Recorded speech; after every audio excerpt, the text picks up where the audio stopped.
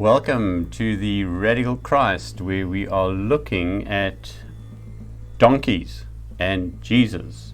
And here's a poem by G.K. Chesterton. When fishes flew in forest walks and figs grew upon thorn, some moment when the moon was blood, then surely I was born, with monstrous head and sickening cry, and ears like errant wings, the devil's walking parody on all four-footed things. The tattered outlaw of the earth, of ancient crooked will, starve, scourge, deride me. I am dumb, I keep my secret still. Fools, for I also had my hour, one far fierce hour and sweet. There was a shout about my ears, and palms before my feet. G.K. Chesterton's The Donkey. We're looking at Palm Sunday. And here's a ditty from my childhood, with a little bit of change. Inky Pinky Ponky, Jesus rode a donkey. Jesus died, no one cried. Inky Pinky Ponky, don't go away.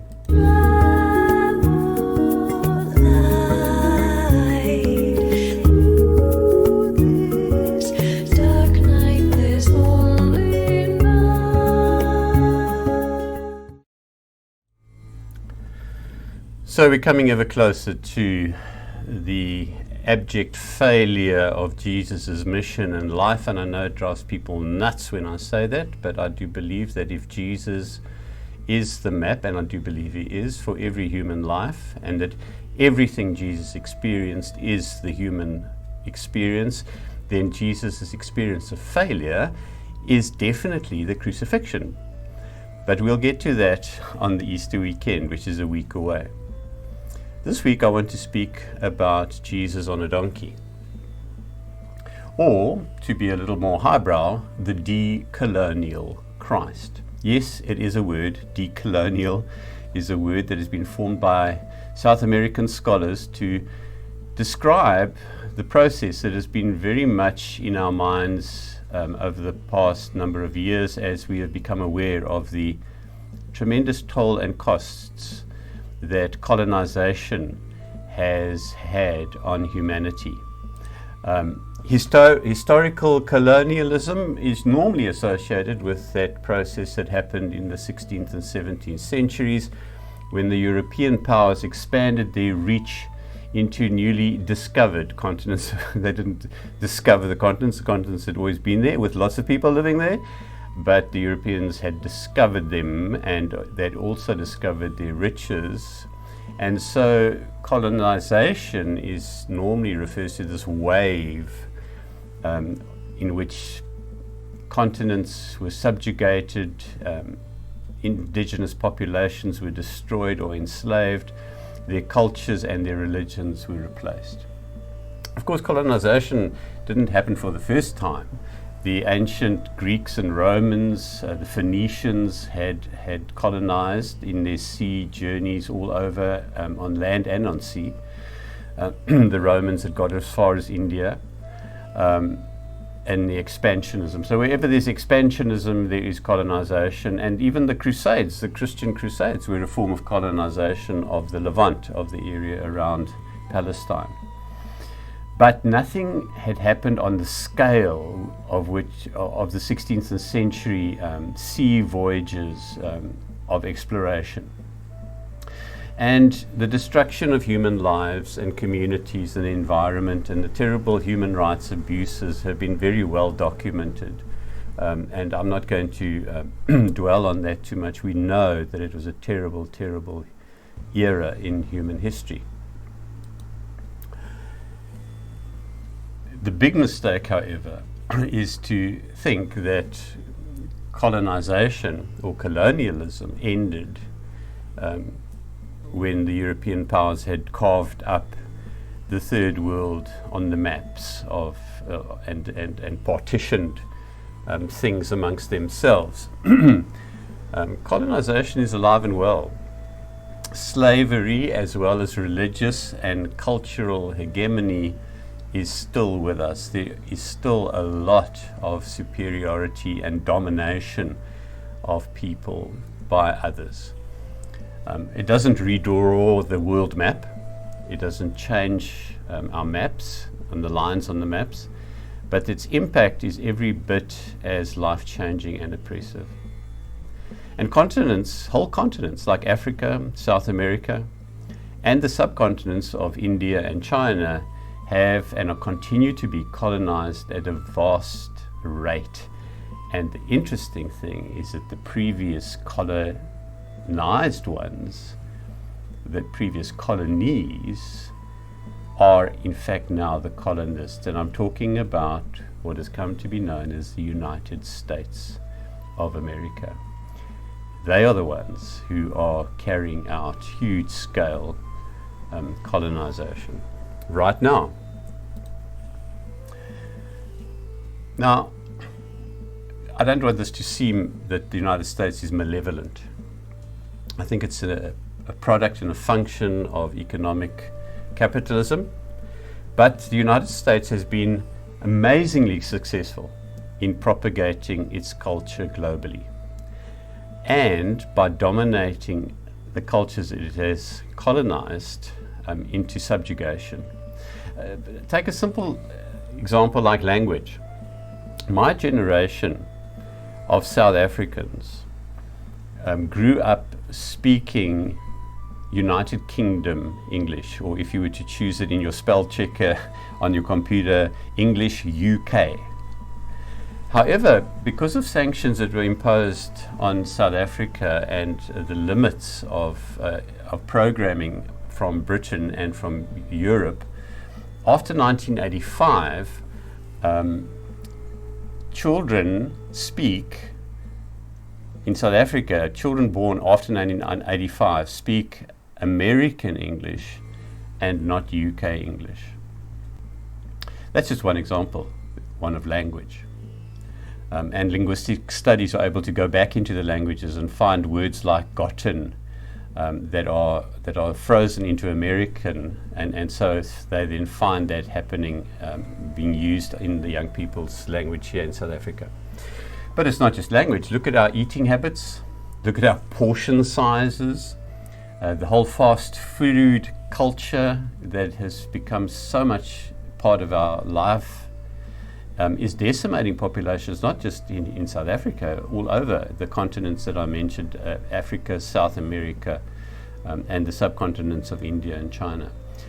Diabetes, obesity, our sedentary lifestyles, and the vehicle of American colonization is no longer the sailing vessel as it was for the Spanish and the European powers, the British. The vehicle of colonization is now inside our own homes. It's called the television or your own device that you're actually watching this video on. Those are now the vessels of colonization. Have a look at another dimension, which is really a dark form of slavery, is this tremendously powerful consumerism, wherein we chase the American dream, and those who are least able to afford that dream chase the dream and get themselves into a debt bondage which is every bit as vicious as the shackles of the old slave traders who came to Africa and stole people from their homes. Consumerism is a form of slavery. The debt that is caused by consumerism is the shackle, is the prison of the slavery. There's another whole part of this colonization, and it arises in American fundamentalism, which one finds in so many churches, which adds a layer of unthinking and anti-intellectual brainwashing, which is so pervasive and has really dumbed down the Christian religion into a literalistic Bible bashing exercise, which is so far away from what true religion is intended to be and what this series is addressing, hopefully. And of course, you know, the thing about being brainwashed is if you're really brainwashed, you don't know that you've been brainwashed. In the days of struggling against apartheid, the hardest job was conscientizing people who were the victims of apartheid to realize that their lives were being damaged and imprisoned by apartheid, because part of the whole brainwashing is to say that this is normal and this is okay. The slave that does not know he or she is a slave is really enslaved. And that's what's happening with the colonization that we're experiencing right now, this American wave of capitalist, consumerist fundamentalism that is everywhere. And of course, it's nothing new. Like I said, there was colonization long before the European waves of the 16th and 17th century. Colonization had happened, and so Palm Sunday, when Jesus rides a donkey into Jerusalem, he's entering a completely colonized city at all the levels that I've just spoken about. The language had become Latin because the Romans had taken power. The whole culture had become a Roman culture. The currency had the emperor's head on. Emperor worship was required. And so it had infiltrated the temple. When we spoke earlier on about Jesus cleansing the temple, he threw out the forex department, which had been set up to exchange Roman coinage for the Tyrian shekel that had to be used in the temple. So Jerusalem had been completely colonized. Even the religion had been colonized by the Romans. And so when Jesus comes into Jerusalem, he's riding on a donkey and not on a Roman war horse or in a chariot. And he's reenacting something that you can find in the book of Jeremiah. If you want, I'll put something in the show notes about the references. But there is this whole understanding that a Jewish king is the servant. Like David was a simple shepherd boy, the Jewish king was meant to be a humble person. Somebody who served the people, not whom the people had to serve, like a dictatorial Roman emperor. So Jesus entering Jerusalem on a donkey makes a statement. That's how Jewish kings used to come in. This simple, silly looking, as Chesterton's poem in the beginning spoke of, this parody animal, the donkey. To have a king on a donkey is like a contradiction in terms, but it's exactly that contradiction which is to point to the humility of what is required of a proper king. René Girard, the anthropologist, tells a very dark story of a mythology that he came across in an ancient civilization in what we would call the Third World.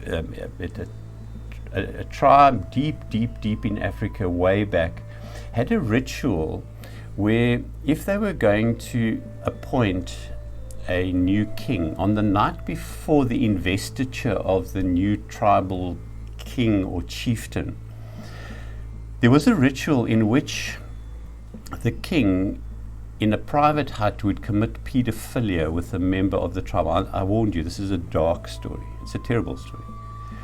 And the king would commit pedophilia, and everybody in the tribe would know what was going on.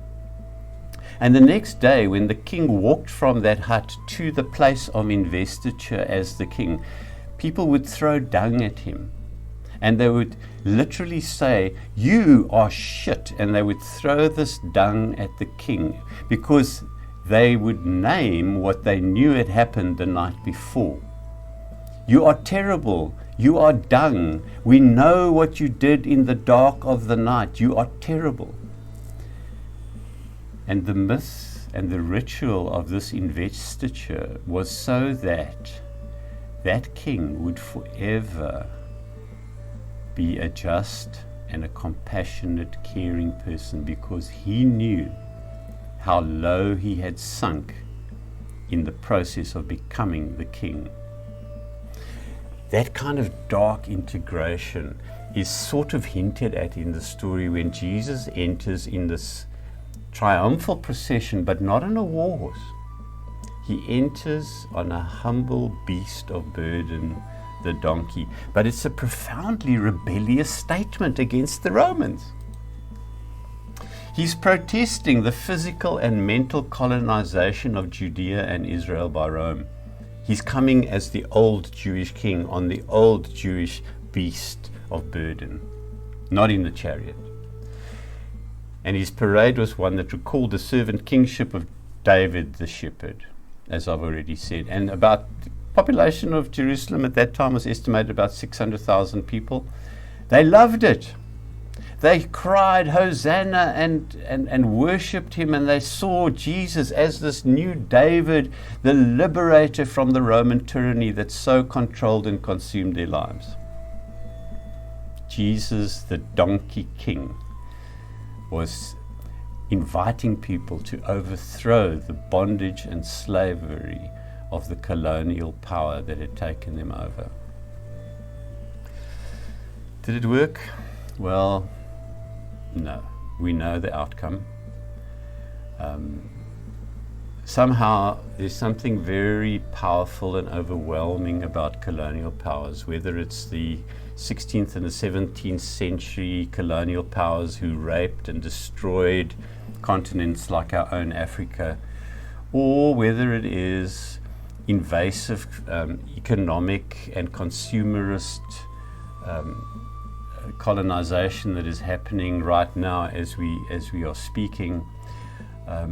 There are people who take it on. There are people who go off the grid. There are people who decide not to participate in the formal economic structures. But you know, at some level, the system always fights back and tries to flip you. The flipping crowd. The flipping crowd.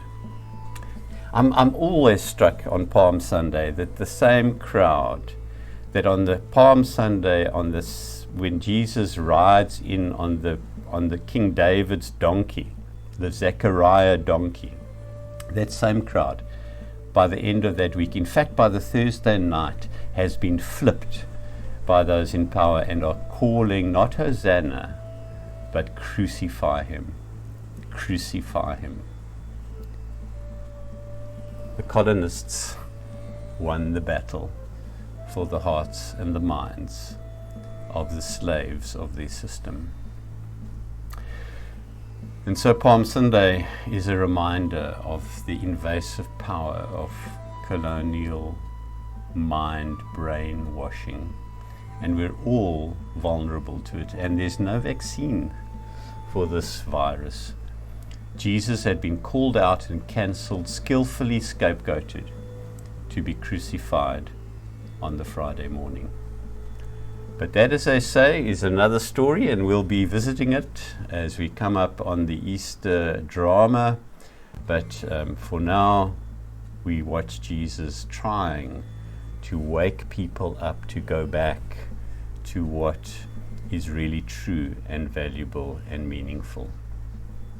So once again, thank you for your attention, and please like and subscribe. It helps the video get out there, and I'll see you again soon. Take care.